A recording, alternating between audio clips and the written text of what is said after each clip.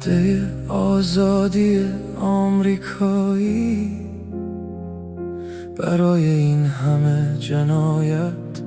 برای رسوایی، برای لبخند معصوم میکائیل، برای ذبح رویا به دست اسرائیل، برای زنگ آخر خونین مینا، برای دفترچه پر از خون و اضطراب، برای کفنهای کوچک، برای طفل بیگناه، برای ناتمامی قصه در نیمه راه، برای هندسه منظم این غم، برای حفره های عمیق‌تر از عالم،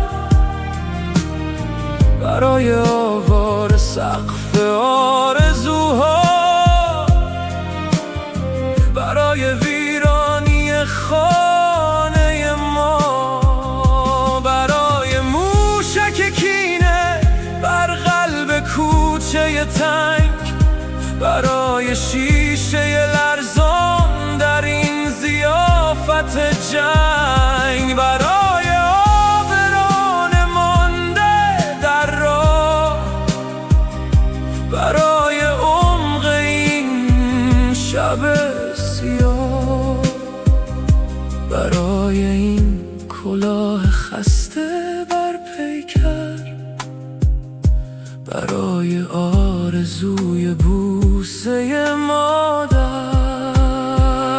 برای دست لرزان لای آهن و آوار،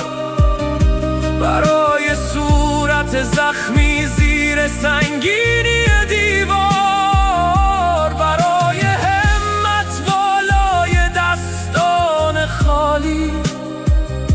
برای غیرت همسایه این حوالی، برای حسرت مادر،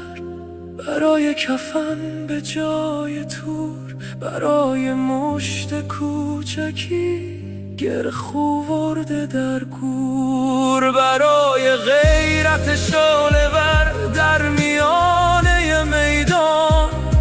برای ایران، برای شکوه جاویدان.